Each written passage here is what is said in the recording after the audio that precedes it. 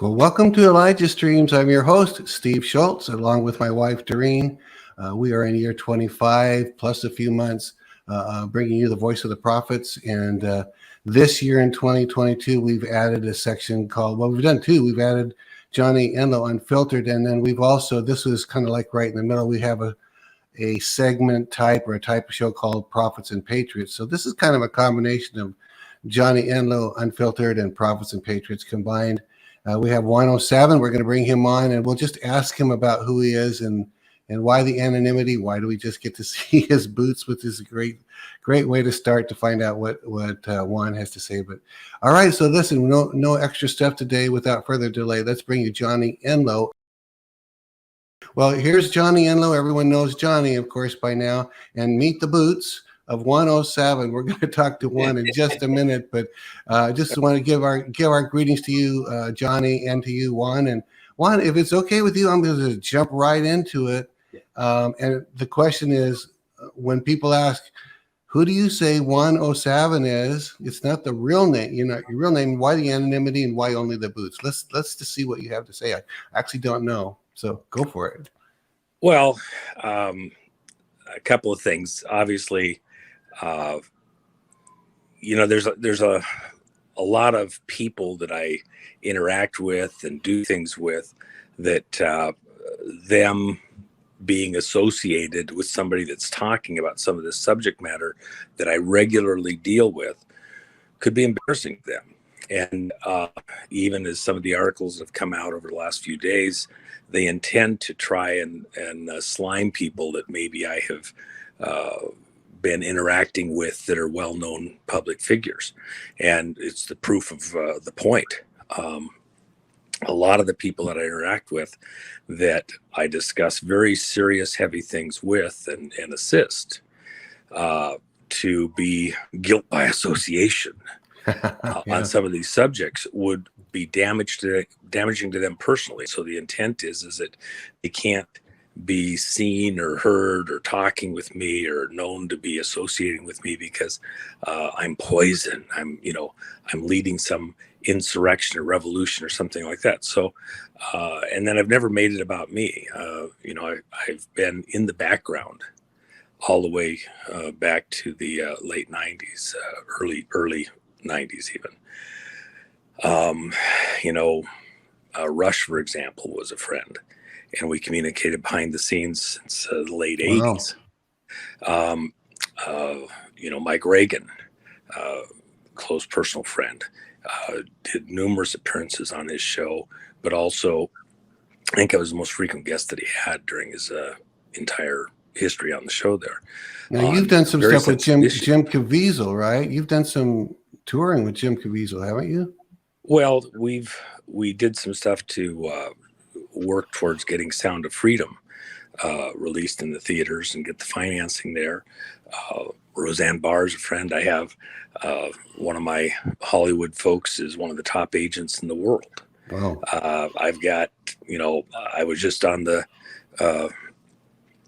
text here moments ago with another very, very well-known singer, one of the top people in the planet, one of the top bands in the planet.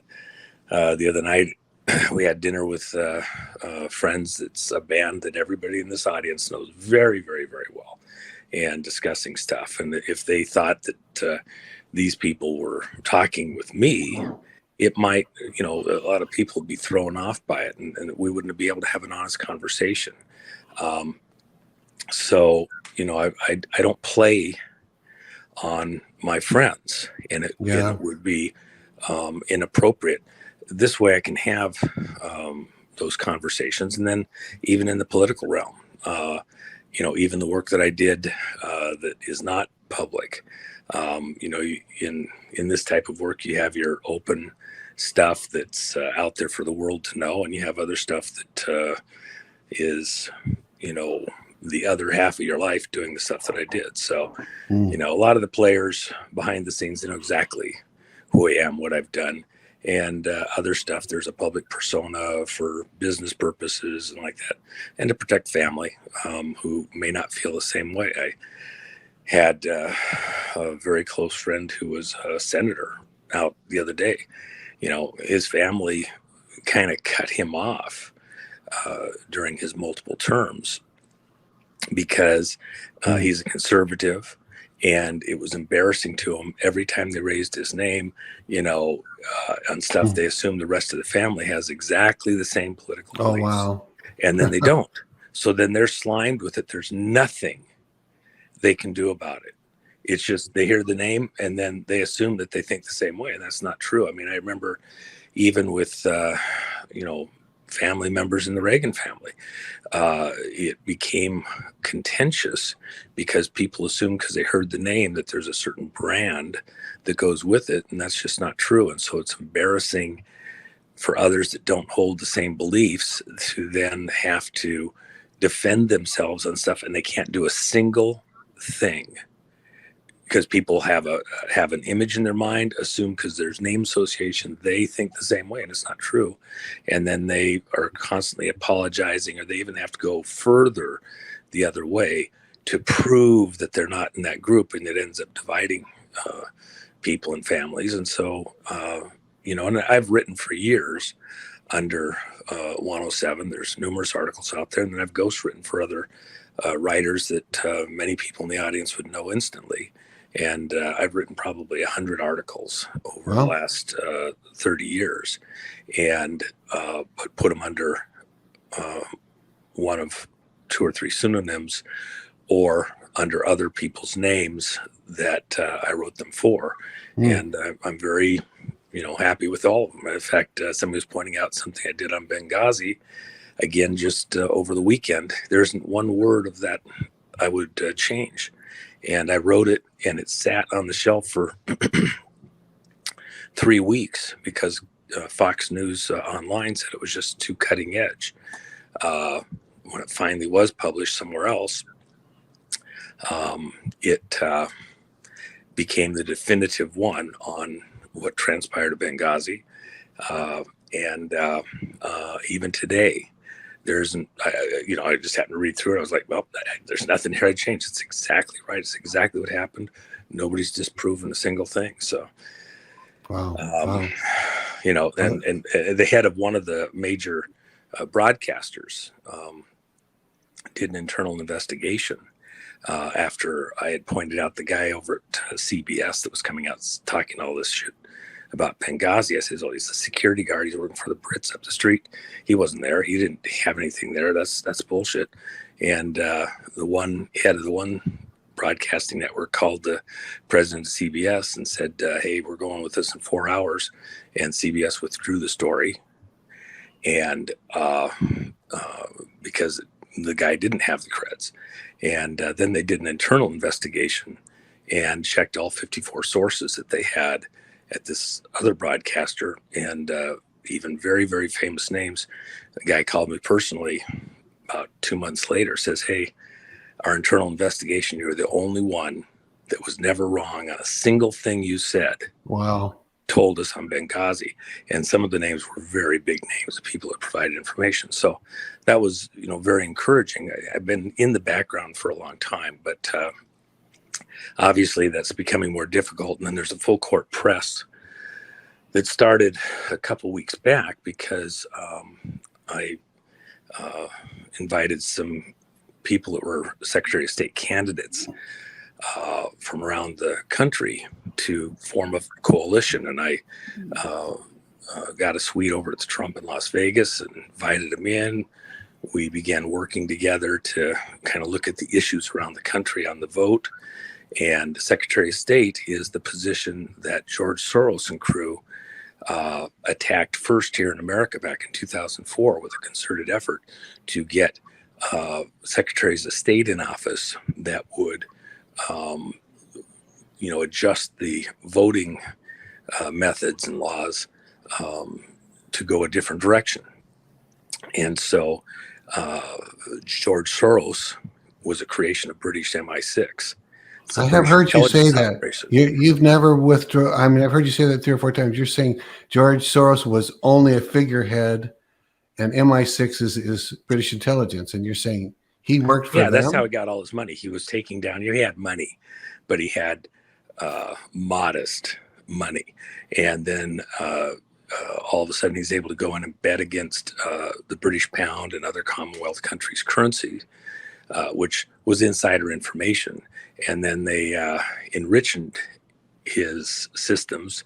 And then that money, he hasn't spent it on himself as much as he spent it out there to go affect the politics around the U.S. predominantly, and countries that the U.S. is supporting or working with. And so with the intent, it actually favors this globalist operation out of the city of London. And they've been attacking American politics. Where'd the dossier come from? The Russian, dossier. Those were all British intel people. Really? And globalists, Robert David Steele, former MI6 member, Dearlove, that whole crew. And then, by the way, the guy that Stephen Halper, that piece of shit. I have more to say than that, but I'm supposed to remind you. You said I could remind you of the language. I didn't go as far as I'd like to. Yeah. Well, by the way, you said offline about you're a person of faith. I know that about you. I understand you're quite into the healing, but you said some grandmothers told you don't worry about it. But yeah. So anyway, just. Well, you have Elijah there, but Ezekiel, one of his things in the Bible.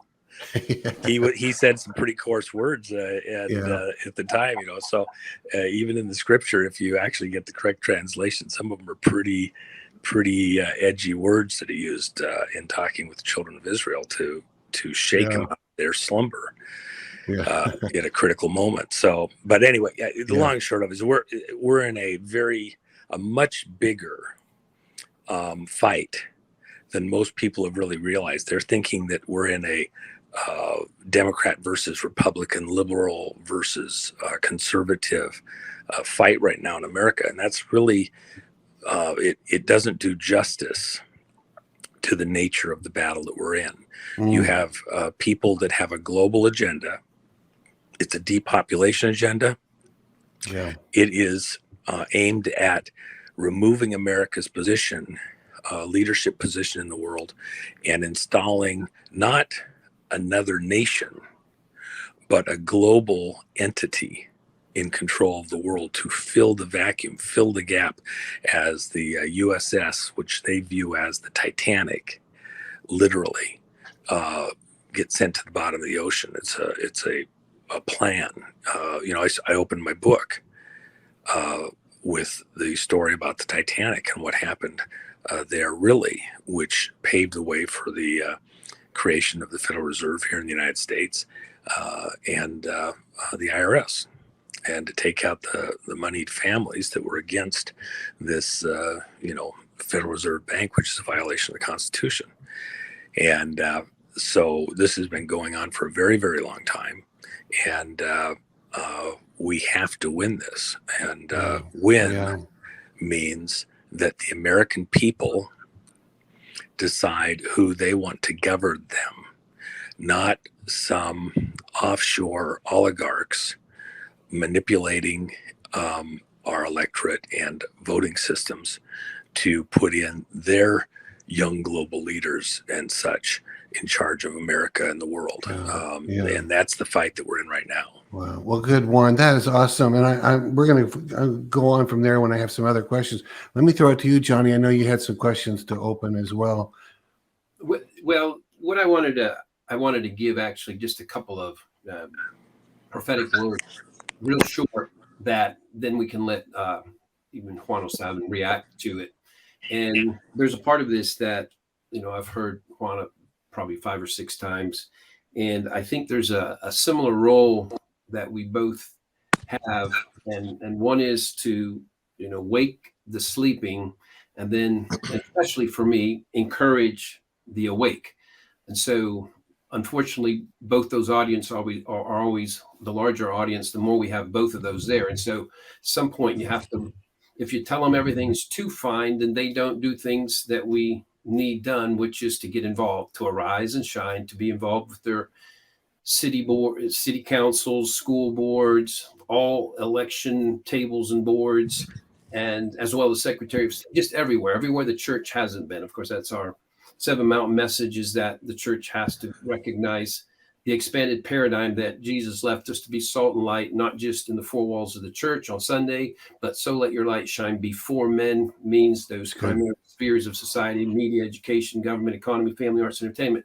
But it's a balancing act of encouraging, so there's not desperation if you talk too much about what the enemy has done and sown into the plan. It becomes sort of like the 10 spies going to the promised land, and they scare the whole people to death. And so nobody wants to move or go anywhere. Let's just go back to Egypt because, the giants are too big for us. We're just grasshoppers.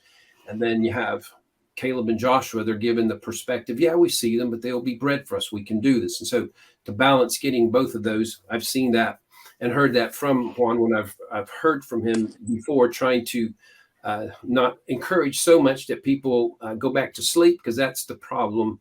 That's why we're at where we're at. Is there has been, particularly for the church, from a church perspective, as is mine, there's been such an emphasis on what happens in the four walls of the church, and and I'll fly away, oh glory, and the rapture and premature rapture and all that kind of stuff. And so we've not been the responsible kingdom citizens that we're supposed to. But this is an encouraging thing. So I asked, Steve, from time to time, I just, on my Facebook, I just ask the nameless, faceless, those who don't really have a platform in the prophetic, just what have you heard? What have you seen? And sometimes it really resonates with me. They're real short.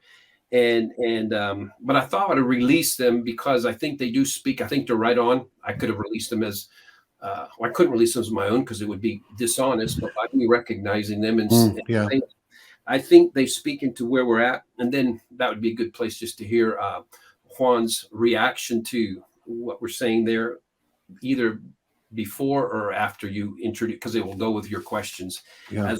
So I had somebody named Terry say, I saw large angels coming from heaven. They were carrying the Liberty Bell.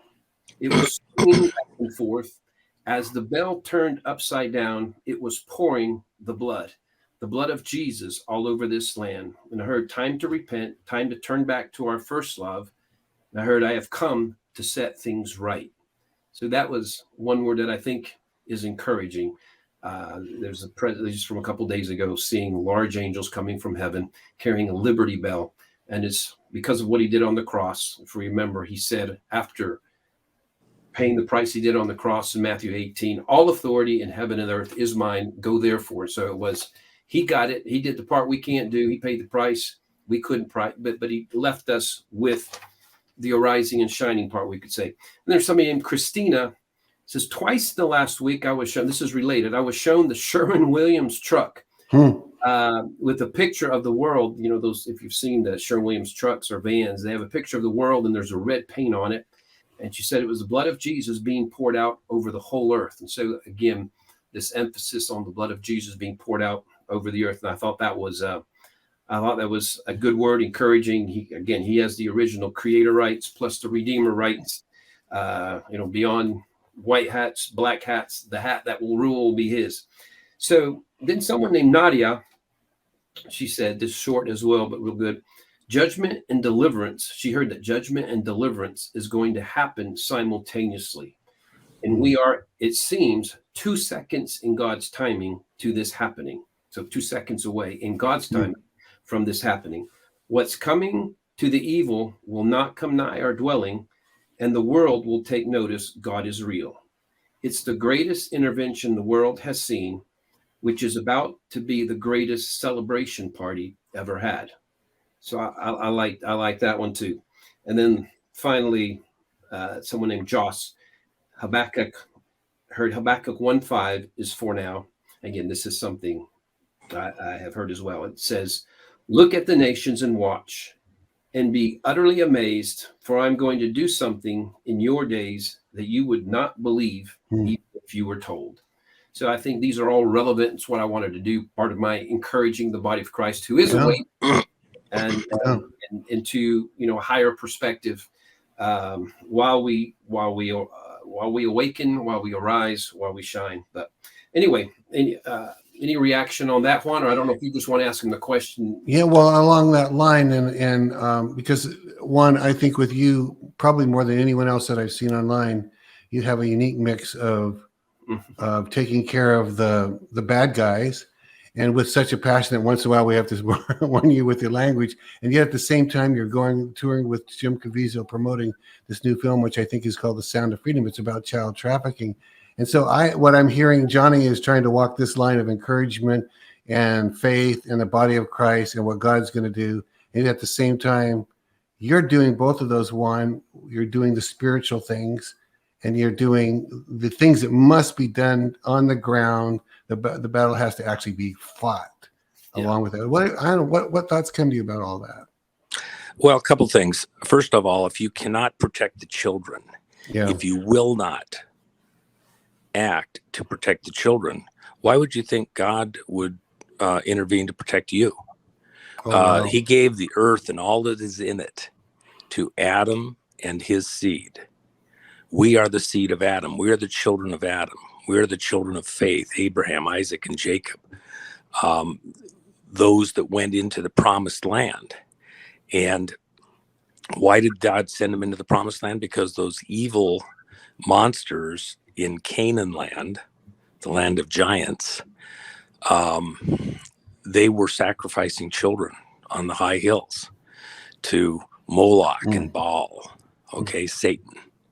And in order to get a good harvest, to get wealth, to get protection from their enemies, they would sacrifice their own children. That was one of the plagues in Egypt. Oh, you like to sacrifice children? You like to, sacrifice children to the gods? Okay, well, I'll make a sacrifice, firstborn of all. So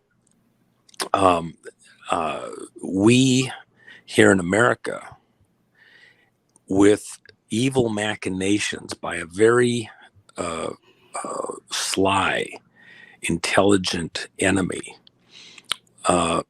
succumbed and didn't resist properly when the Supreme Court violated the Constitution, violated states' rights, and made abortion law of the land.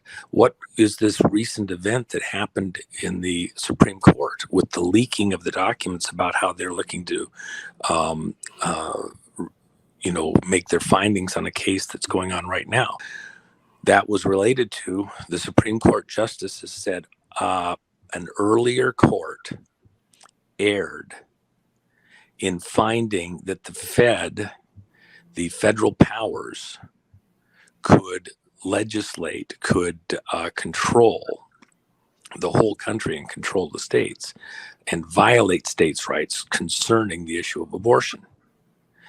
And so this current court is now saying we have to go back and correct this because it is not constitutional the way this earlier court acted. That Roe versus Wade case was initiated in Dallas, Texas. And when you look at America, you have a dark angel over America, just like there was a dark angel over Persia, that Daniel, when the angel came and walked across time, all the way from the end of the age at Armageddon, when Daniel said, what's going to happen to your people, God? What's going to happen to the people, that I am part of? Because Daniel, he was taken as a slave to Babylon. Mm-hmm. He was castrated. He would never have children of his own. Imagine the humiliation. Young boy, probably prepubescent. All of Daniel's life. A lot of people, you have to kind of visualize, who's this person, Daniel? He was made he had what some people today would say is psychic abilities. Well, he was a very godly person. He had faith. Even though he was taken from his family, ripped from his family, put into this training thing as a priest in Babylon to, help foretell the future and to make advisories and all that. He was trained to be one of those people. In the short period of life in Israel, before he was taken captive as a very young boy, he got enough information from his mother, his father, whoever, to have the basis of faith and understanding of what God planned for his people. And there in Babylon, after being castrated as he grew up, look, he had a voice like Michael Jackson's. Wow. I never thought of it that way. his high voice, he never matured in that way. He was soft spoken. He counseled kings, the most powerful people in the world, all the way up to Belshazzar. In Belshazzar's time, at the end of the Babylonian Empire, where they had the greatest, one of the 7 wonders of the world, the Hanging Gardens, which were watered by the river that ran down the middle of the city. The very river that watered the city is the river that made it possible. I've done whole broadcasts on this. You can find them online. Is the way that the enemy dammed the river about 50 miles upstream by causing an avalanche of snow and ice. And then it cut the water level enough that an army was able to come in under the wall and during a big celebration and actually take over Babylon. And while this was going on, the hand of God appears out of nowhere on the wall, because they were using the utensils from the Holy of Holies for this big party, this pornographic party they were having. And the hand of God appears out of nowhere, writes on the concrete like you'd write on butter, and says, you've been weighed in the balance and found wanting. And this day you're going to lose your life and your kingdom's going to be taken from you. But Daniel is the one that had to give the interpretation. They couldn't find anybody else that could read what was written on the wall. Everybody's knees are shaking. The whole party stopped. All of the officials from all over the world, the World Economic Forum people, the Davos people, the, City of London banking people, they're all there at the city of Babylon for this huge feast. And while they're having a big spectacle and yucking it up and getting drunk and all the other stuff that goes with that, they showed up in their Bugattis and Rolls Royces and their security teams and all that in the palace, and all the flamboyance and everything else, rock bands playing, and all of a sudden the hand of God ruined the party, shut them all up. But they couldn't understand. They were shocked at this hand wrote on the wall, but they couldn't make the interpretation. All the priests couldn't tell them what it said. They had to go find Daniel, who by then is an elderly man, and he comes in, and they said, if you can tell us what's on the wall, what this says, I'll give you half the kingdom. Daniel says, keep it. It's not yours to give anyway. It's going to be taken from you momentarily. It's already begun. And at that moment, the armies had already invaded the city through the river and are crashing through the city, coming to him. And then Daniel, he had the vision, the dream, the visitation early in his life, when this angel walked across time from Armageddon all the way back to where Daniel was praying, God, what's going to happen to our people? I'm never going to have children. You promised Adam and his seed would inherit the planet. You promised Abraham seed as the sand of the seashore for number, and the stars in the heaven for number. And yet I'll never have children. All of your people are here in slavery. How's this going to happen? What are you going to do? And the angel came across time, walked across time like we walk across the street. People wonder if time travel's possible. Well, it is for God's angels. And he came from the future. And part of the way we know he wasn't just beamed like in a, Star Trek movie, from the future to the past, because on his way, he was encountered and blocked by the angel, the dark angel over Persia, the prince of Persia. And he had to fight with him. And then another angel joined him and continued the fight, so that the angel who had come from the future could go back to Daniel and tell him what happened and what's happening in the future, and tell him what the outcome was for the people of Israel, for the children of Abraham. And then he says, I have to go back and finish the fight, and he leaves.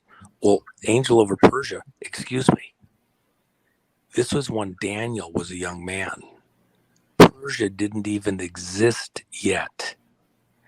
It was the Medes and the Persians who invaded Babylon. And when they defeated Belshazzar and the Babylonians, took David who had predicted this whole thing, as an honored guest to Persia. And he lived in Persia the rest of his life. You said as David. an honored guest. I mean, Daniel, sorry. Yeah. Took Daniel to Persia.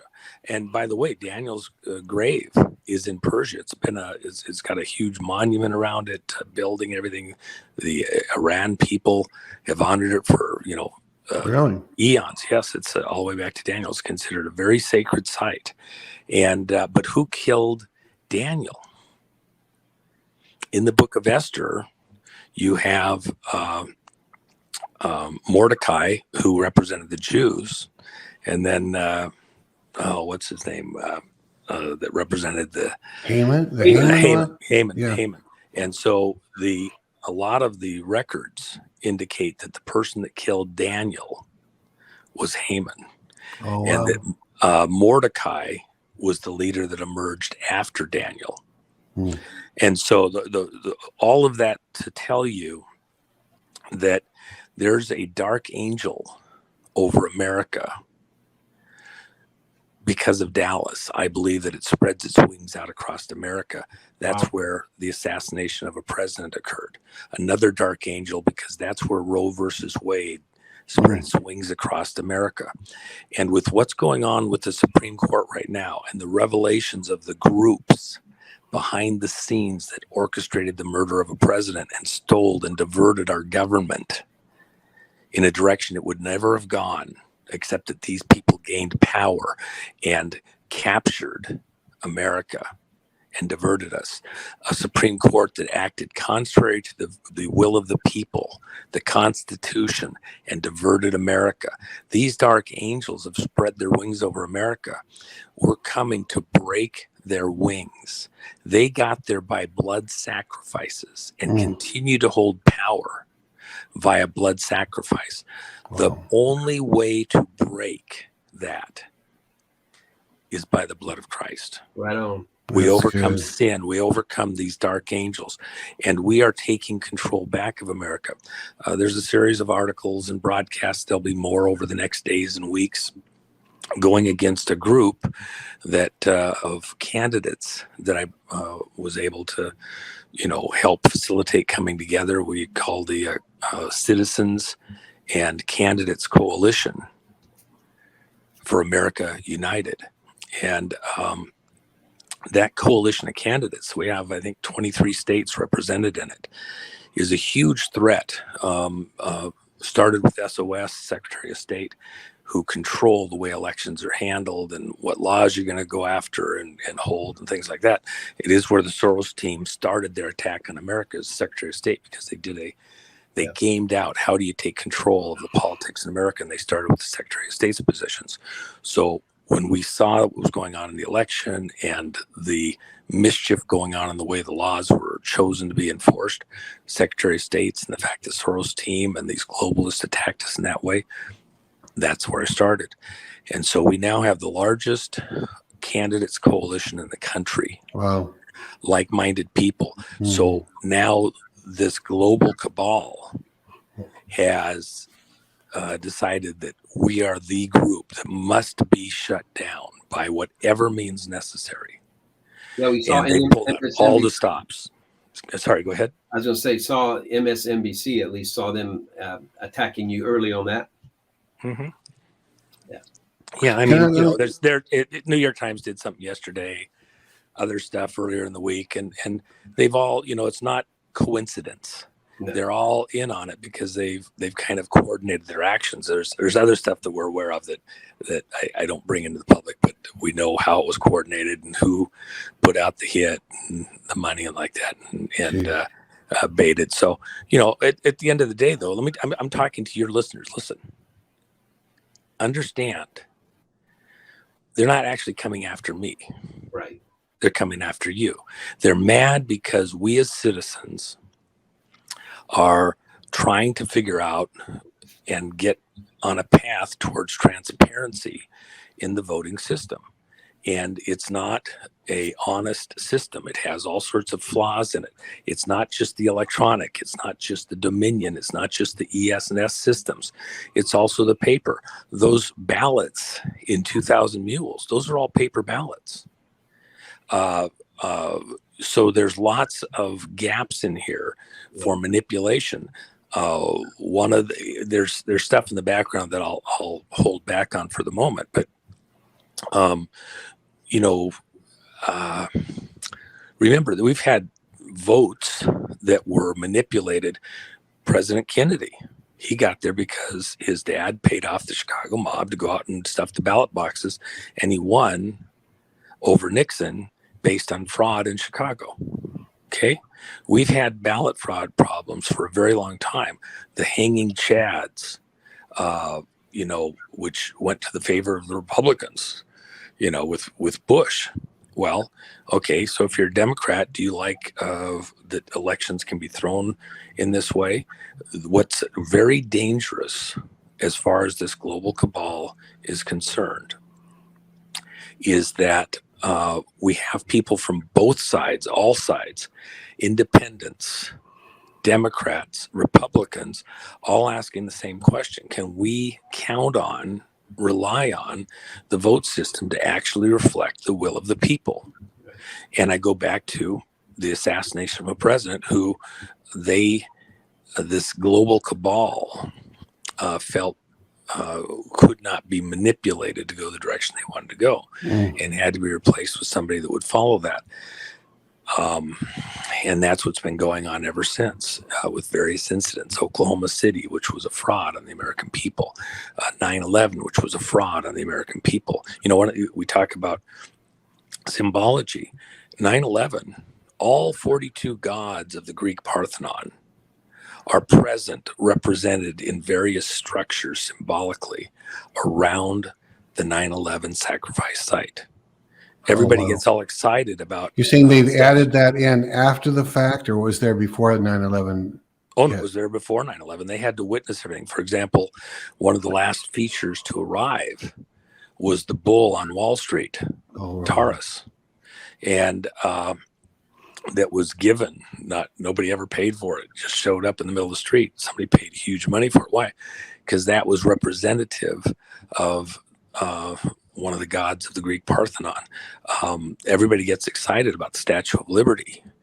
You mentioned the Liberty Bell earlier. Well, where's ISIS in this whole thing? Statue of Liberty, the people that created it, the French Freemason Society that gave it to America, right in their paperwork and all of their dissertations on this. It's the statue of ISIS. It's not our liberty, it's their liberty. And by the way, I mean, it's a gross thing, but I will say this. What is the torch in ISIS's hand? It's the penis of Osiris. I only came across that. I don't remember if you said it, Johnny, or if I saw it somewhere else, but I can't remember if it's inverted or something. But yes, it's inverted. Yeah, and people wouldn't, and if it's not pointed out to you, you wouldn't see it. But once you can't unsee it once you zoom in on that thing. So, and see the reason I raised that is because what's running our country right now is a cult. Washington, D.C. itself, our federal city running America, controlling America, in the hands of globalists behind the scenes running America. It's as religious a city as the Vatican. And by the way, the city of London is as religious of a city as the Vatican also. A political religion, a financial religion, a religion hidden in plain sight. One of the things that people don't understand completely, that's absolutely critical for the Christians in your audience to understand. Just like we have a captured operation in the politics of America right now, and we're fighting back. And a captured operation in the monetary system, which is only just beginning literally right now this week on other new venues. By the way, today is 6/6/2022. Which also adds to 6. Okay, But we invaded at Normandy in World War II, 6/6, 1944. This is D-Day in a spiritual realm. But let me just say this. Politics is religion in the way that it's been practiced here in America. You look at the city of Washington, D.C., just do a simple search in any of the search engines, occult symbology, Washington, D.C., every street, every name, every alliance. The entire city is one huge religious city spectacle to the world, hidden right in plain sight. The Washington Monument itself, I mentioned the penis in the hand of Isis, the Statue of Liberty. What's it symbolic of? Washington Monument. Washington Monument is the penis of Osiris in their cult. I write about it in my book. I talk about it. It's a cult running America right there in plain sight. It's the high priests of this global religion, and they've captured America, these dark angels running America. And so the American people, when you look at the history of America, the pilgrims that came here, they came here for religious freedom. They were being told they had to use the accepted scriptures in the King's English, the King James Bible, who wasn't even a Christian, but it was tainted, canted in a way that made kingship over the people, lordship over the people, sound acceptable and seem acceptable with the word choices that existed there. The pilgrims didn't use the King James Bible when they got here. They were revolted by it. And they came here for religious freedom. Think about it. If you don't have political freedom, if somebody else is picking your masters and how your labor is spent within the community, what projects you promote and don't, government paid for murder of babies, abortion, or murder by injection, which is what's going on right now, ordered and mandated. If you don't have freedom politically, if you don't have freedom economically to take your life's, you only have so much time on the planet, so many instant seconds. It's a limited time. And if a huge portion of those are captured and diverted to somebody else's work, their desires, not yours. If you are working under divine direction by God's hand to worship God, but yet your labors are doing somebody else's bidding, then are you truly free? So to have a government that reflects how you think, who you are, your place before God is absolutely critical. And if somebody has captured your government, you may be free to say or do certain things up to a point, but then it's limited. And the 501c3 churches, the theft of your labors to do things that you wouldn't otherwise do. If we don't recapture our government, your religious freedom is limited. We saw before when Reagan attacked the evil empire that the people in Russia were crying out because of the restrictions put on them religiously. In fact, you go to Israel. What's the largest population of Israelis? Where did they come from? They came from Russia, Russian Jews, to escape religious intolerance and persecution in Russia. And by the way, why would Putin have any right to do anything at all around Israel and in the Mideast? Because they have a diaspora, a population of Russians that live there. I'll tell you something that most of your audience doesn't even know. Did you know that Putin stayed in a kibbutz in Israel as a young man? Really? For over a year? Yes. He understands the Israeli people very well. One of my associates was there at the kibbutz with him. What was he doing there as a young man? Why did he stay there? Well, he was being set up to be an intelligence officer. Okay. You got to understand your enemy. But by the way, Russian Jews. Okay. And he's very knowledgeable on religious subject matter. He goes to Greece, and all of the Orthodox priests pay him very deep respect. in sincere respect. In Russia, let's have an honest conversation with the group here that is your constituency here. In Russia, after we collapsed the ruble, the final stage in the destruction of the evil empire, we won World War III. The Soviet Union does not exist anymore. We did it without having a global nuclear war. Those of us that participated in that, that was an amazing victory.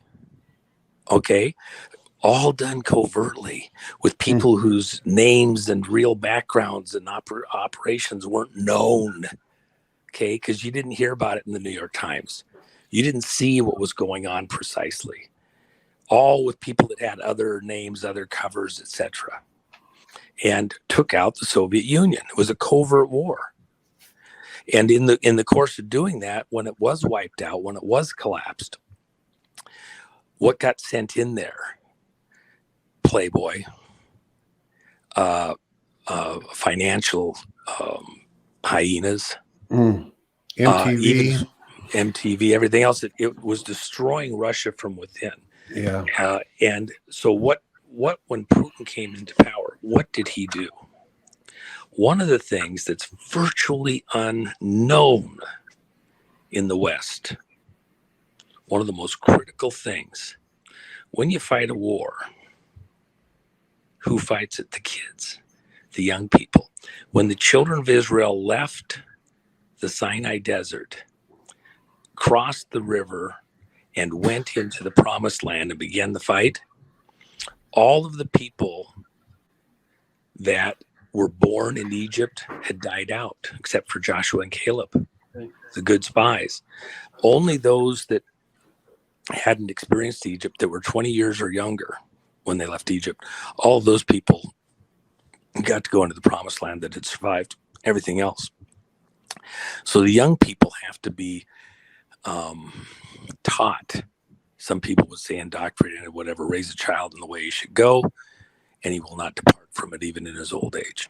So when Putin came to power, one of the things that he personally directed be done, they started programming in kids' TV shows. And the programming was about young kids who were school-age children who were fighting evil demons, monsters, oppressors, etc., who were witches, warlocks, and Merlins, a la Harry Potter. So they start this kids' TV show in Russia. It's the most popular show in Russia for little kids, and they see themselves getting victory and protecting the motherland and their own families and their own communities from witches, warlocks, and Merlins. Wow, that's now just think fascinating. About well, and so now let's move it to a slightly different thing. What's going on in China right now? Just a few months back, the Chinese government ordered that there was going to be no more girly boy broadcasting of singing groups and kids shows and all that. All boys must present in a strong male persona. Wow. They cannot come across as effeminate. I mean, they literally made this the thing. Why? Because they want to program the kids and get them ready to be at battle, at war. By the way, a 200 million man army walking down into Israel in the time up to Armageddon. Where's it coming from? The only country in the world that can field that army and comes from that direction is going to be China. They're getting ready for war. You look at all the numerical symbology of today with this 666, okay, 666, CERN, the imagery around the CERN computer system, 666. It's all over the place. They put in all their stuff. Even the thing that's being mandated around the world, it's totally encoded in 666. Totally. Oh yeah, I've seen some of that. The patent for that COVID 060606 or something like that. Mm-hmm. That luciferase, or Yeah, the Lucifer. Lucifer. Well, Yeah. Let me ask you a question, because I've got two questions that I want to blend together and then just turn you loose again on this. We had this all together on our notes, so I know you see these coming. But the one question is, what when people ask about the Q connection in you, what do you say to them? And I'm just going to blend this with the other question. You can answer it, and then I'd love to know what your sense is of where we are now, especially as it relates to Trump returning. Is he going to return? Will he return? Is it soon? And then the final question, I'll blend again. This all blend together. Are we about to witness, or are we already involved in the biggest sting operation against the deep state in our life? Is that a thing? Is that real? Is there a sting operation? So wherever you want to go with that one, let's just do the last half of this program like that. Well, okay. A lot of your folks, maybe they aren't familiar with stuff that I've talked about before. Right. I don't want to burden them, slow it down too much. Yeah. The Washington Monument, the Osiris phallic symbol that's the center of our federal city. It's a great big penis. It's a great big F-U right in the middle of our federal city. It literally, that is the meaning of it from a demonic, satanic direction. That is the meaning. You can want to be nice. You can want to put it in nice, couchy, flowery terms. It's the Washington Monument. The devil loves that you don't see him right in front of you, hidden in plain sight. With that in mind, in their occult religion, the death and resurrection day of Osiris, what's the story? It's a short story. If you've heard it, just bear with us for a second. For those that haven't, please. In the Greek mythology, in the Babylonian mythology, the Egyptian mythology, Osiris was born as a twin brother to Set. They were considered, Osiris was considered the most evil, cruel of the gods. His brother Set, his twin brother, was considered the nicest, kindest, most caring for the humans of the gods. Their mother was Isis, who'd been raped by Zeus and had these kids. So, and there's variations on the myth, and I know that, and so you just have to kind of each of the various branches of religion. It's like comparing Jew and Catholic and Mormon and other stuff. There's variations, but the basic story is that Isis has these twins by whatever means it happens, and one good, one evil. In a variation of the Cain versus Abel story, Set, the good brother, protecting the human race and everything else, whatever, he, on the 17th day of the first month of the year, which the Babylonian calendar starts in the spring, not in the winter, he kills Osiris. And when he killed him, just to make sure he wouldn't come back, he chops his body into 14 pieces. And so the death date of Osiris is the 17th of the first month of the year. Then, on the same day, his mother, Isis, finds out that Osiris has been murdered.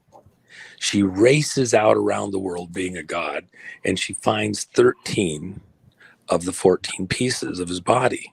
The 14th piece is his penis, which has apparently been thrown in the ocean, and according to legend, was eaten by a fish. So apparently she can find all the parts, but the one eaten by a fish she can't find. So whatever. She brings all the pieces together in one place, assembles his body like a Frankenstein monster, and then she fashions a penis out of stone, attaches it to the dead corpse. Look, this is their story, not mine. It's like a Hollywood, horror movie, whatever. She fashions the penis out of stone, attaches it to his dead corpse, and then the mother has sex with her child. She becomes impregnated. And because she's impregnated on that same day that was his death day, through his dead corpse, he is resurrected in his son. So she has a child later by the name of Horus, who becomes literally the sun god. The sun that we look at the sky every day is their god in this Osiris religion. And in fact, in Washington, D.C., when the sun is cast across the penis Washington Monument, wherever its shadow falls, oftentimes the most important press conferences, the most important documents that are released to the world, if you look at the time where the shadow is from the Washington Monument, where the tip of the shadow falls on that day, that's when some big important announcement comes out. Right then, the timing is just bizarre because they use it. They're doing everything in the shadow of Osiris by the light of his son. You're saying when they set these dates, we can tell even by the dates that they set who's behind these set dates and what they're just trying to. Even the hour of the day, the hour of the day, even by the moonlight, by the way, also where the shadow is cast on that day at that time will oftentimes be when something's done. So it's an hourglass clock thing. It's their religion. Just, get over it. Mm-hmm. So when you understand that the death and resurrection date of Osiris in their religion is the 17th day of the month, the number of Osiris is 17. 17 is also the 17th letter of the alphabet is Q. Okay. So as a mark of their power and their strength, they put 17 all over the place on their projects. When President Kennedy was assassinated, his gravesite has an eternal torch in it. What's the eternal torch symbolic of? You see it at the Statue of Liberty. It's the Osiris energy power. We will live. Isis is holding the penis of Osiris, ripped out by the roots, and that roots is the flame. They put the flame on the site of Kennedy's grave. And then what do you see around the grave? If you look at it, around the grave of President Kennedy, the walkway, the crosswalk, spells out a great big Q. Well, I didn't know because that. Because the grave is sealed with the Q representing 17, representing Osiris.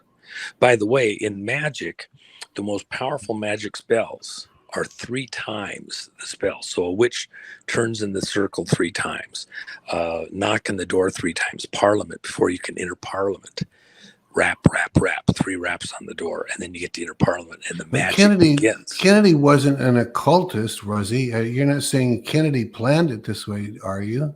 Kennedy was fighting these globalists and had a coming of age, realizing what was at stake. He was very concerned that once he got into office after the Bay of Pigs and that whole debacle with all the generals, that he himself was going to be put in a position to preside over Armageddon, nuclear war, the destruction of millions and millions and millions of lives, and that he had to hold the line and push back, including against the bankers. He released the silver certificate backed money again, tying it to silver, and trying to do that. And this, one of the very first acts that Johnson did, immediately after coming to power, was to negate that and call back in all of that silver backed money. So they were very much at odds with Kennedy because he wouldn't play the game. Yeah, they thought they had a guy that would be in their control, their power in office. And he literally had, especially in the last year that he was in office, come to realize that he had to fight back as best he could. And he was well outnumbered, believe me. So with that in mind, though, for example, to just give you an idea of how pervasive this 17 mythology is in the way they use numbers as symbolically in this cult. 3 times the magic is the most powerful form of a spell. So the witch turns 3 times in the circle, 3 times knock on the door, various things like that. What's 3 times 17? Yeah, 21. 51. Okay. No, 61. What's the most magical, mysterious, hidden place Oh, Area 51, isn't it? in the American military system? Absolutely. See, they do it over and over and over again because it's their cult. And they're doing their magic right in plain sight. And so, for example, the Washington Monument, we have a Christian audience here today, primarily. Let's have the conversation. The most powerful symbol in this occult religion, this Osiris cult that's running America today, the most powerful symbol for them is the monolith, the tower, this spire that we see as the Washington Monument. The entire federal city is built around it. You have a similar pillar monument in the Vatican Square. I've seen that. And the city is built around it. Why? Because that's the symbol of Osiris. It's Osiris' penis, liberty coming from the penis. What's the symbology? It's that it's their version of the cross. In their satanic Luciferian religion, the penis of Osiris, that symbol, is as powerful because it's the death and resurrection of Osiris on the 17th day of the month. Death and Resurrection Day. That's their symbol, as much as the cross is about death and resurrection for Christians. But here's the thing. Here's how devious, how monstrous this crew is that's found its way into America.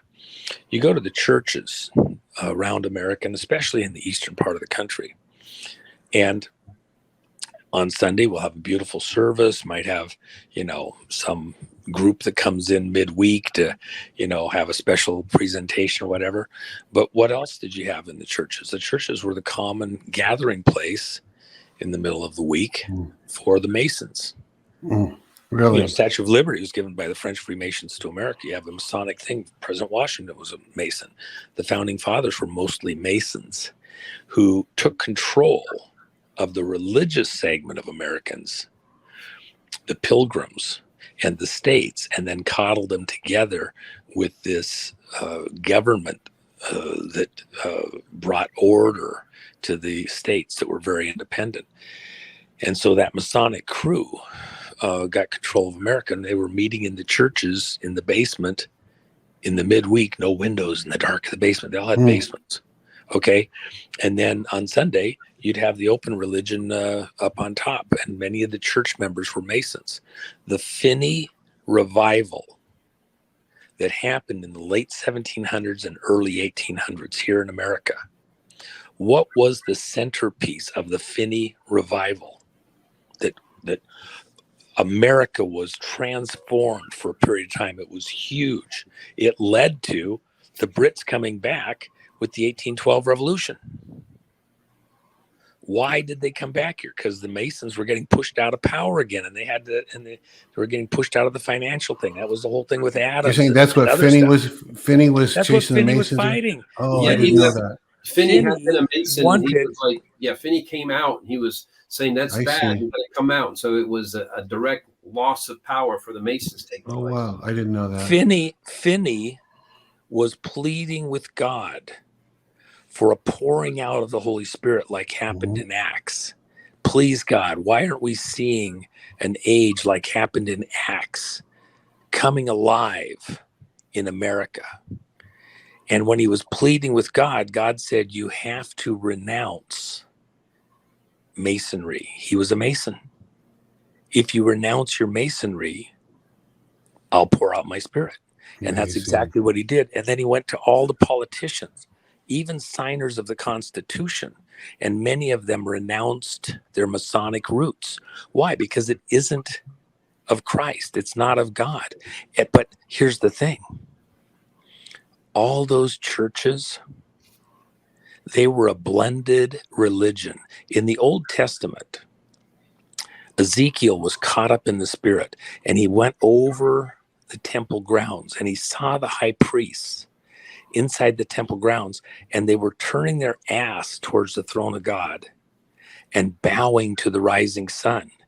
And they had the monuments to the tower god the pillar God in the Holy of Holies with the throne of God.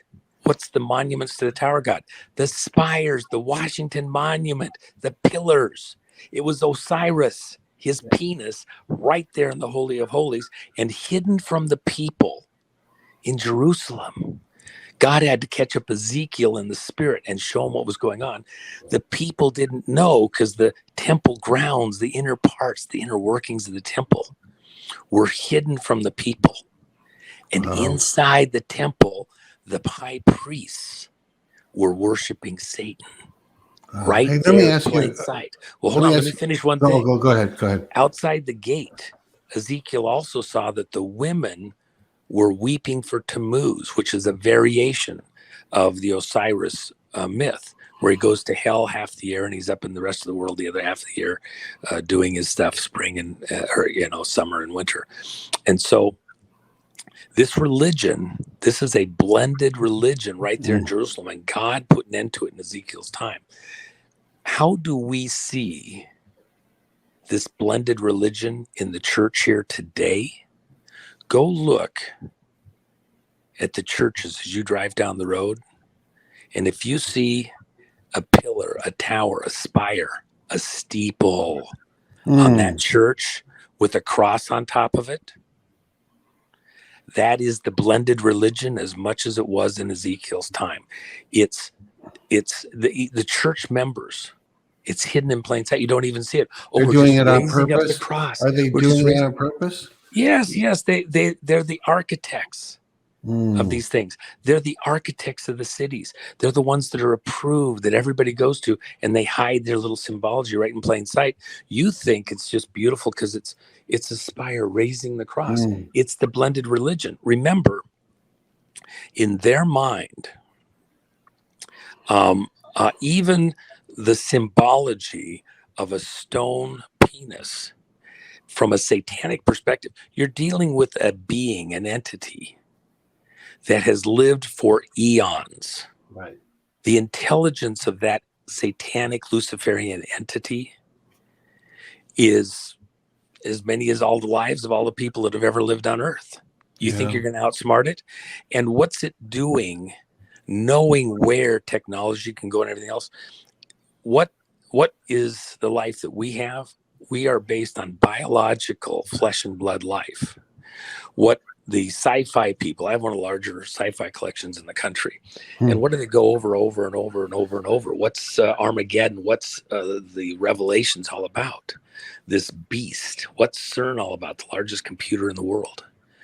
It's the ghost in the machine.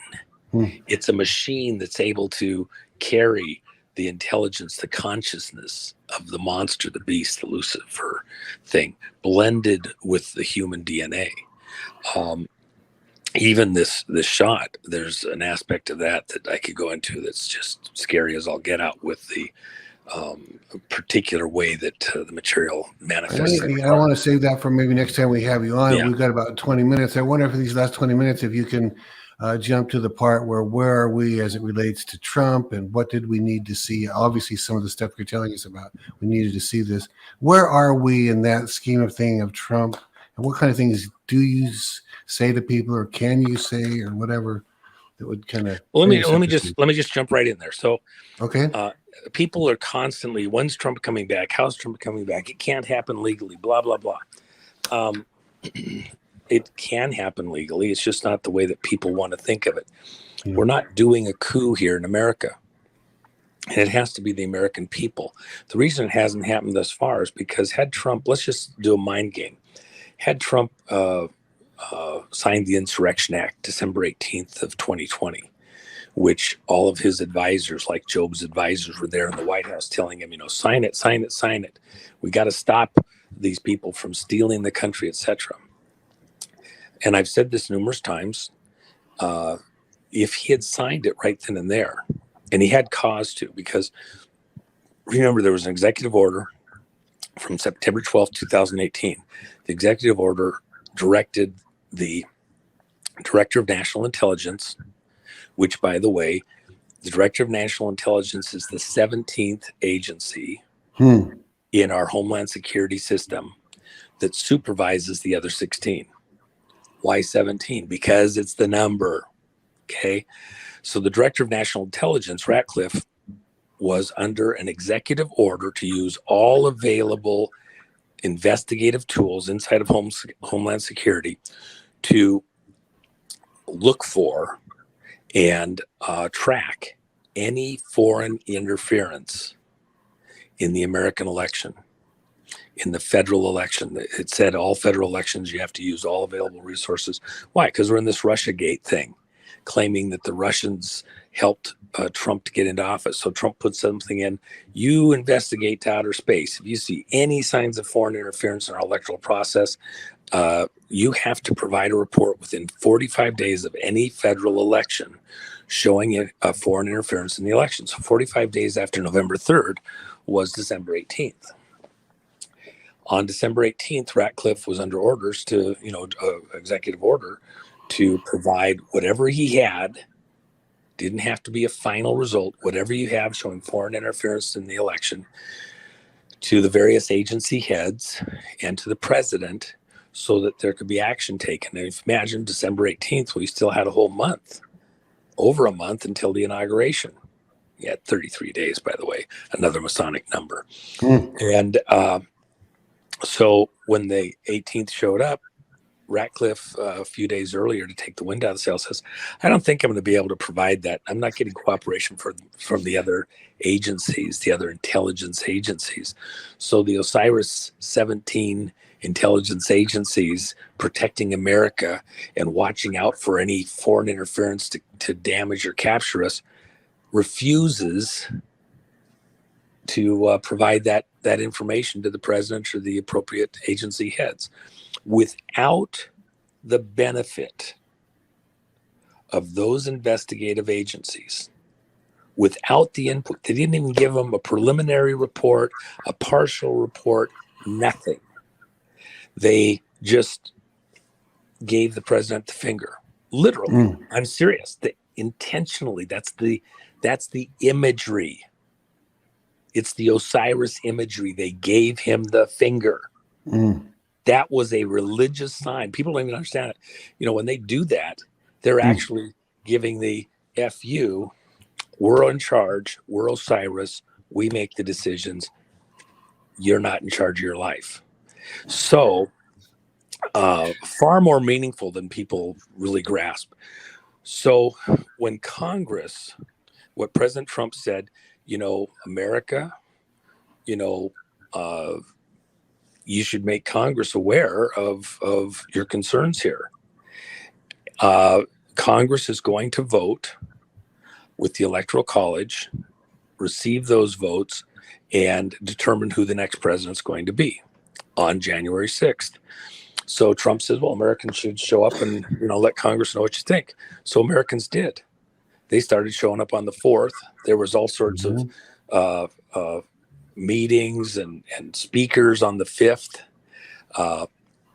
that spoke their days, and then on the 6th they came, and President Trump made this beautiful presentation. And you'll note that when he came out, it was an hour late, over an hour late. He sat there in the Secret Service vehicles near where he was going to speak, and everybody's waiting, and he waits for over an hour.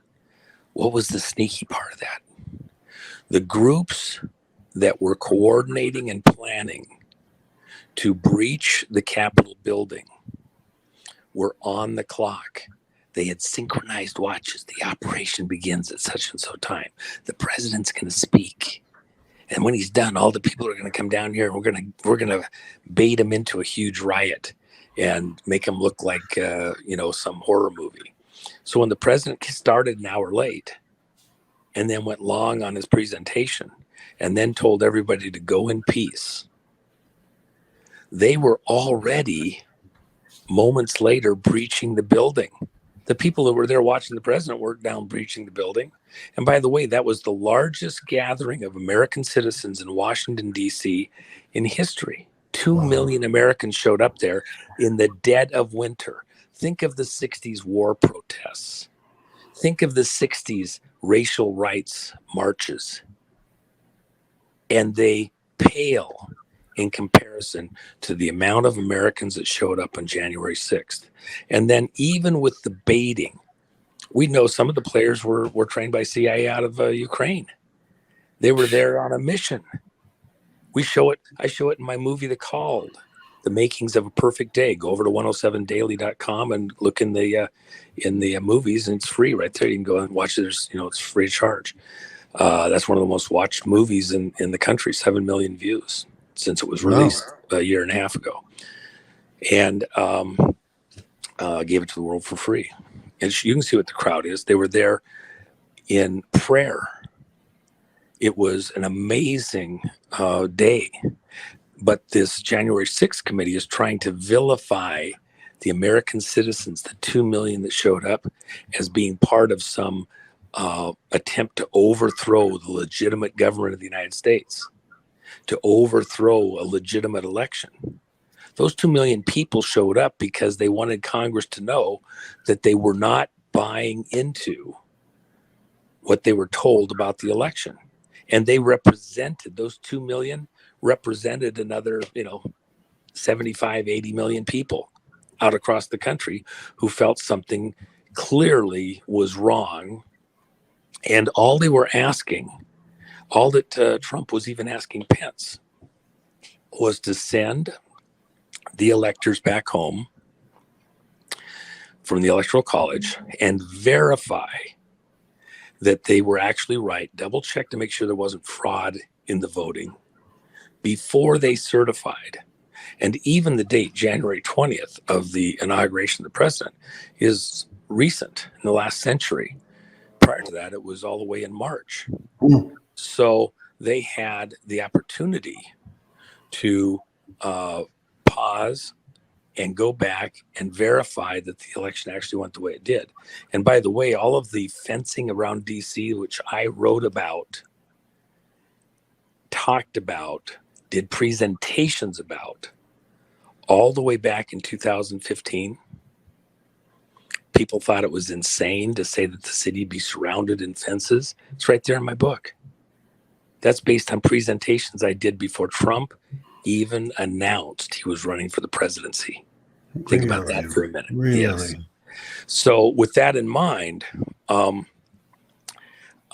again, we look at right now, Trump did not sign the Insurrection Act. Congress, without the benefit of Homeland Security's report, certified an election without even waiting to find out if there was any information of foreign interference in the election. And then Pence did that, right? Well, it wasn't just Pence. Pence just refused to, he could have, because he had the deciding vote, he could have said, no, we're going to ask the states to go back and verify their results in the way the votes were tallied and make sure that they were honest votes before they certified that Biden won.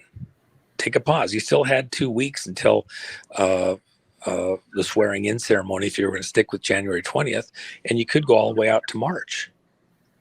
And the fencing was paid for before the inauguration to go through March 6th. So they were ready to do it.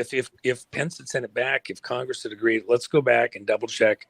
We got a little time here and verify. They could have, done it on an emergency basis and held it the 20th, or they could have, even pushed it out to March and not been in violation of the Constitution or something. They went ahead and certified without verifying. President Trump stepped aside.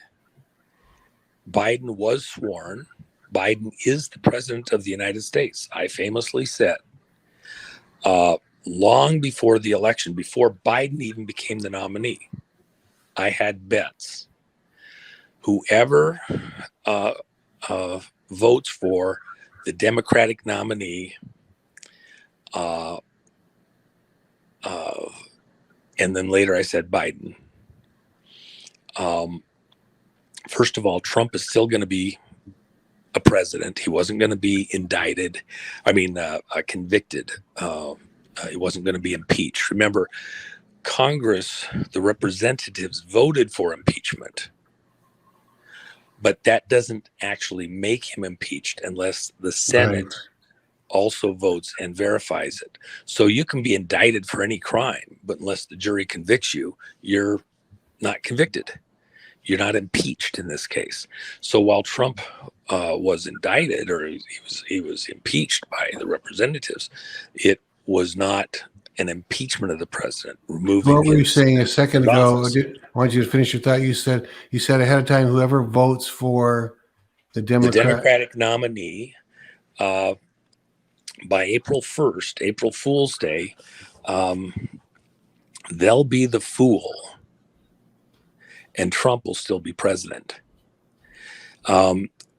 He is still a president. He was never impeached. He'll be a president for eternity unless Congress impeaches him. Biden, he's a president too. I never said he wouldn't be a president, but if you voted for him, my contention today is you're looking like a fool. You looked like a fool back then, and you're looking more like a fool every day.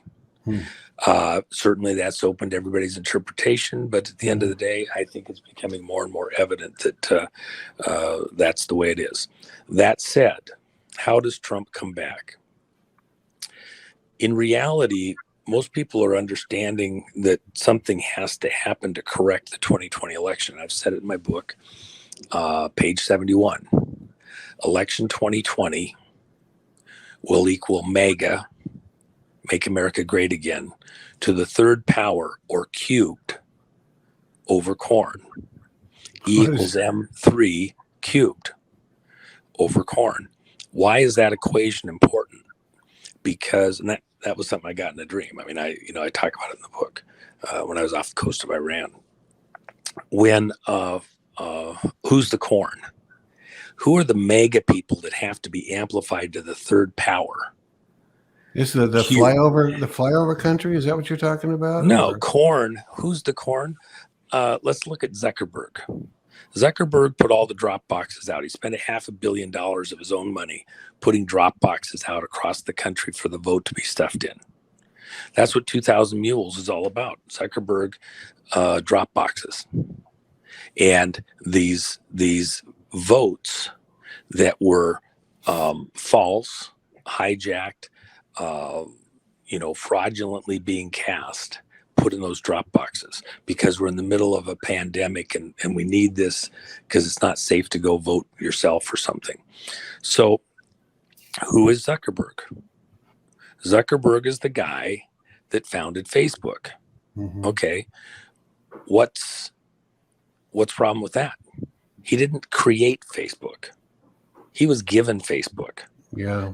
Facebook was a creation of DARPA, and it was called LifeLog. Mm-hmm. And they spent hundreds of millions of dollars of American taxpayer money at the Defense Advanced Research Program. They spent this money, American people's money, in a militarized project to militarize the social media space. And it was stolen at that from a guy in Florida who actually created the program, still has the source code keys, but it was stolen from him and deployed out to the world on the day that the LifeLog program shut down, which was 2/4 of 2004, a very important symbolic ritual number. At noon on the same day, Zuckerberg incorporated, or somebody in his behalf, Facebook. And Facebook was literally handed to Zuckerberg as a completed project. People think he's some genius. He's not some genius. His name isn't originally even Zuckerberg. You're being given, people don't use their real name. Well, Zuckerberg isn't. Yeah. Okay. You got a problem? You got a problem with me? What about Zuckerberg? Yeah. Come on, be real. And by the way, just as an aside, Michael LaVaughn Robinson. Oh, Not the who's name that? he goes by now. Oh, that's Zuckerberg? No, Michael LaVaughn Robinson. Michelle, Shadow Franken. Excuse me, but come on, man. Listen, audience. you see what he said? You are being scammed. Yeah, you'll have to you tell me that want. one later because it's going over my head. But you've got it, Johnny. Well, But So are the you long and saying? short of it, no, Michelle is Are a you, guy. yeah. So Michelle is a guy. you're saying that's Zuckerberg's original name? No. Zuckerberg. That's not his real name. Michelle Right. Obama. Michelle wasn't the name she was born with. Okay, Michelle. Okay. Sorry, I was. No, I'm telling I you was. that all these Yeah. players are changing Oh, their names in plain sight. okay. Oh Okay. wow. So Zuckerberg is given a corporation that day one cost hundreds and hundreds of millions of dollars to create. And then they use servers to put that whole thing out that are out of the government system. They give them a super sweet deal Yeah, to I use mean these servers. those great movies. At least one that was an amazing movie about Zuckerberg founding this. It was all a big made up story, wasn't it? Well, let me take this a little further. So Zuckerberg, if he didn't create this entity, it was created by money from the American taxpayers and handed to him. Who behind the scenes in the political, military, media establishment? Remember, Eisenhower says, beware of the military industrial complex. It should be military, industrial, social media, political complex. In that military, political, social media complex, who behind the scenes has the power to hand a kid in college something that's going to be worth hundreds of billions of dollars and control the conversation, not just across America, but all over the world? And then at this moment in time, who told him of his controllers? Because he didn't create this. He's somebody's dog on a leash. Who told him, you're going to take $500 million and hand it over for drop boxes around America so we can stuff votes in there on the side? His wealth comes from the American military industrial spy complex. Somebody told him, you're going to do this, and he put that out there, and it came from inside the camp. Traitors inside the camp cooking the vote against the American citizens to put somebody in power. If Zuckerberg is not his own man, and it pushed a certain direction to get a particular candidate or candidates into office over America fraudulently, are those candidates that got into office their own men, or are people behind the scenes pulling their strings also? And are they inside the U.S. military, industrial, political, media establishment, or are they globalists outside that have wormed their way into our system, like Soros and others, helping to get our secretaries of state and attorney generals and prosecutors into positions around the country so you can't get a vote fraud case heard? Do you understand what I'm saying here? Oh, This is a militarized operation to capture your country. This is fourth column stuff. It's not a nuclear bomb. When we took down the Soviet Union, I'm one of the people that can say this. We didn't use nuclear bombs to destroy the evil empire. So is that a hopeful thing for us moving forward? American people are the key to this whole thing. You have to have 80+%, a very precise number. You have to have 80+% going in the same direction in agreement. That does not mean Republicans.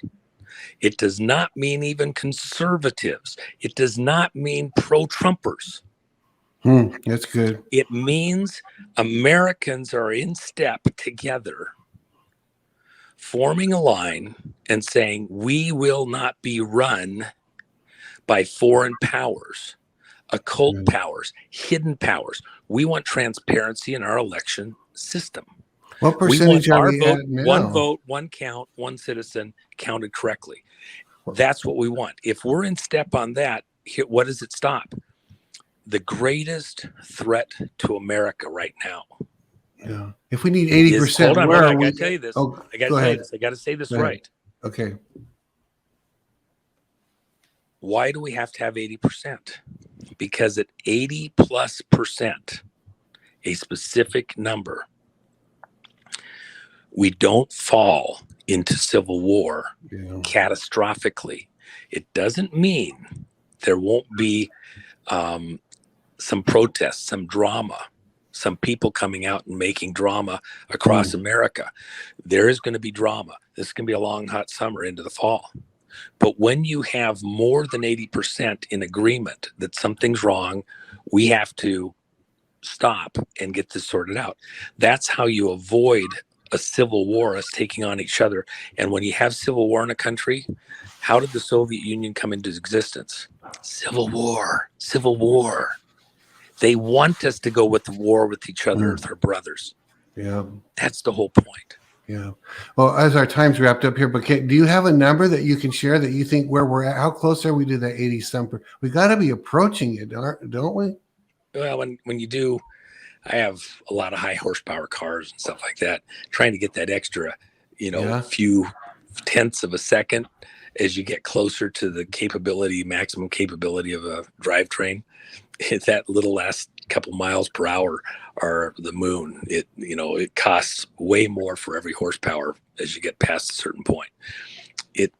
We have a lot of work to do, and it has to be a solid number. It can't be a transient number. Otherwise, with the ebb and flow of events, you have fair weather people that could fall back the other direction. Let me use this example. This is a very quick example, but it's very important. The NFL survived and football itself, for a century without, the refs were the king on the field. They made the decisions and it stuck. But with the advent of better technology and cameras and video, television monitor, not just the people in the stands at a distance, but, eyes across the world looking. We had a series of a couple of different years where there was huge games with a lot at stake, and some calls that later you could see in the videos and replays should have gone the other way potentially. But the refs, they can't be everywhere. They do a fantastic job. It's amazing, but it make the refs look bad. Maybe they're on the take. Careers, coaches, owners, a lot at stake. And then for the fans, if it somehow looks like something's robbed, they can't get a fair thing, the mob's paying somebody behind the scenes and they got ripped off, they lose interest in the game if it looks like it's fixed. So they had to come up with a solution, and the NFL did. They instituted the red flag program, and both teams get a red flag, and they get 2 red flags. And if you use a red flag to stop a play and have it reviewed, it goes back to New York, and refs that are outside of that game double check everything and make sure that it either went the way the refs called it, or if there's a different angle, extra angles. I'll look at it with 22 cameras and try to decide if they can see something different, slight little angle, if there's a half an inch over the line or not, and they'll make a call. And that helped the fans because they could see on the big board something going on and something was wrong. But there's one catch. The red flag must be thrown before the other team hikes the ball for the next play. Jeez. Once the next hike happens, it's all over. You can't throw the red flag. So teams practice to race back to the line. If they've had a call in their favor that might go the other way if they look at it closer, they race back to the line before the people up in the box that are talking to the coach over his earphones in their ear have had a chance to fully review the play. And they're looking at 22 cameras, and everybody's, picking, you pick 5, I'll pick 5, I'll pick 5. And they're trying to look at all the angles to see if the call on the field would be turned if they throw the red flag. And the coach is, he's listening to his guys. He saw an angle. He doesn't know that it's on the big screen. All the fans are watching and they're looking at it themselves. A lot of times you'll see the coaches watching the thing on the board up above, and the guys are racing back to the line to get that play off. And at the last possible second, the coach throws the flag down. Okay. That's the 2022 election in most people's mind. But that's not the day. Do you know what day is the hike that's the red flag day that all of America needs to be paying attention to right now? 22 months is what federal law requires, that they keep all of the data, all of the materials related to any federal election. That's the stuff in the machines. That's the paper. That's all the forensic evidence of what the vote was, how it was conducted, everything else. Even the case with Tina Peters in Colorado, what's the entire case about? Dominion was coming to do a service call on the machines that were in Mesa County that she controlled. Oh, yeah. And that service call, what she was afraid of was they were going to corrupt the data. So she had a contractor who was a CISA approved contractor, somebody that was part of the cybersecurity infrastructure team. So he had clearance to do this. He came to Colorado and he made what's called an image. It's a snapshot. It's a picture. It does not change a thing. It's like you making a copy of a CD in your computer. You're not changing it, you're just making a copy of it. So he made a complete forensic copy of everything inside the Dominion vote machines that she had, one of them that she had there. And then Dominion came out and serviced it. And then after the service, the same person had set something up to be able to take another image. So they have a before and after when Dominion serviced that machine.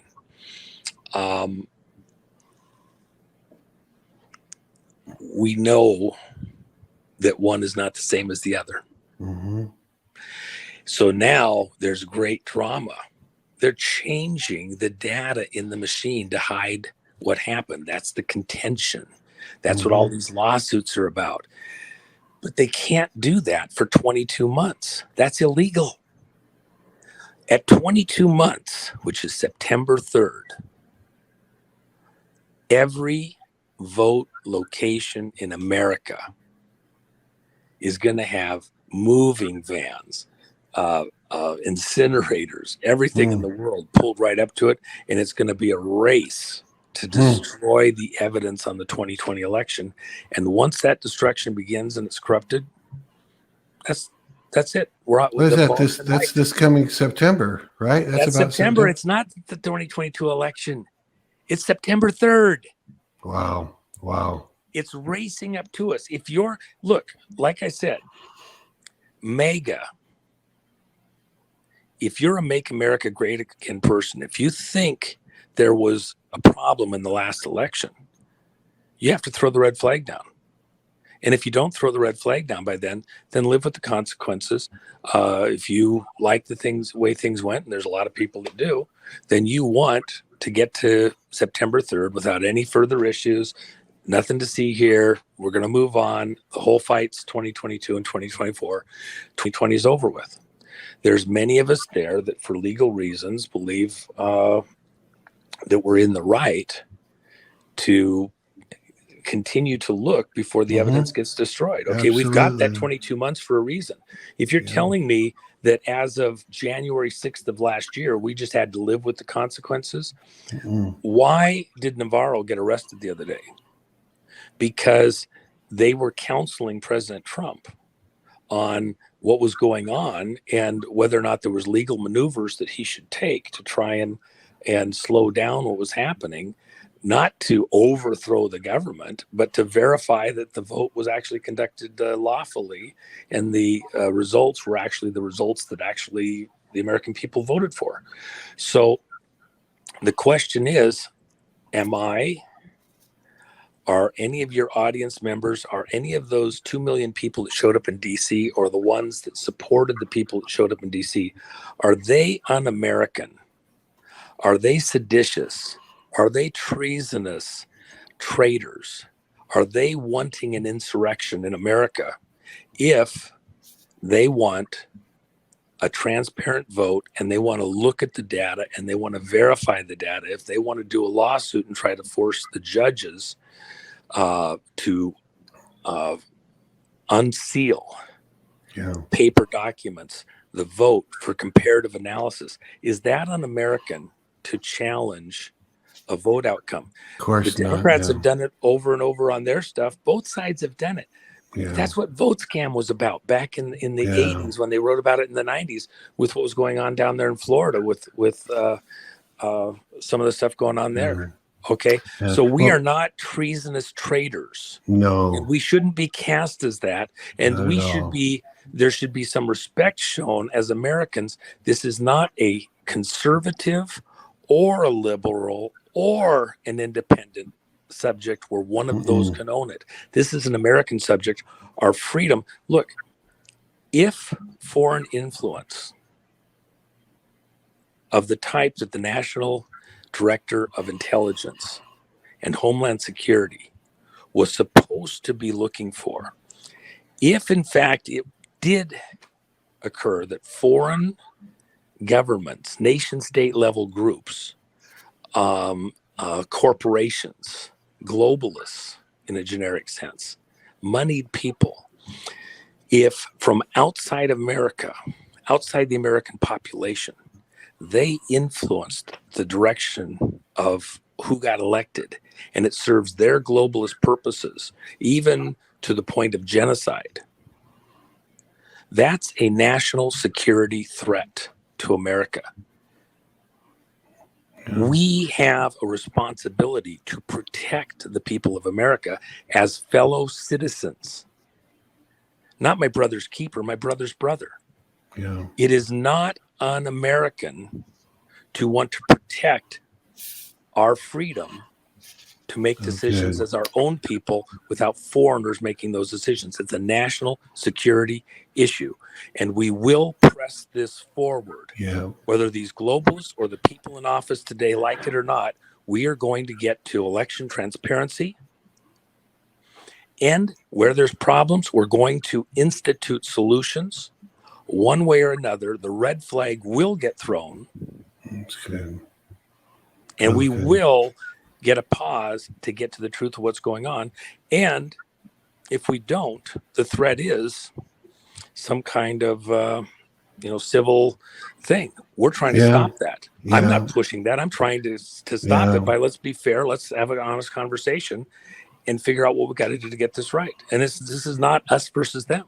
This is us together working towards the right solution. So good. Juan, thank you. This is really profound. It's just so good, and I'd heard a little bit about the Mesa thing too. And this is really good. September is I almost look forward to it, because I know there's the powers that be on the white hats are all, powering through, but we could talk for a couple more hours, but we better not. So do you want to mention your book? We'll put that graphic up, that book, Kid by the Side of the Road. Tell us about that for a second. Well, that's a copy of the first edition. First edition, I think, is mostly all gone. There's just a handful of them left over at 107daily.com in the store. I think you just go to stores, 107daily.com. And then the second edition has, this first edition has President Trump on the back, and it's become quite a collector's item. I had some people yesterday that showed up that had first editions, and I signed them, and I don't sign that many, and but they're gone. I'll never print them again. The second edition is getting thin on inventory, but that's the one that has Melania and her dress on it. And by the way, the book came out, first edition came out in October 2020, just before the election. I went to the printers in July, and on every page of the book, there's an orange cube. And that's like, also on page 71. That's important. That's like Melania's dress, and you did that before she wore the dress. I don't know because the president, everybody's using coded hidden messages. Yeah. President Trump, during his entire administration, was using codes just like all the other ones by times and numbers and everything else. Well, his coded way of communicating with the American people in the world was the language of semaphore. So Melania's dresses were a coded message to the world. Almost every time, huh? Every time. So whenever Whoa. she was in public, and so you had to look at them in sequence to read the message. And so foreign governments were. We're going to have you back on and talk about that. By the way, Johnny there has your first edition, a signed copy. I just found out last night. Yeah, well, the second edition has Melania in that dress in the back, and that was the last flag shown to the world as she stepped off the plane while he was still president. And the message from the flag was, as the ship of state, America, sailed into the storm, into the dark of night, was what was in my book. E equals mega, election equals mega to the third power over corn. Zuckerberg is corn. All these other players, Soros and everybody else, are corn.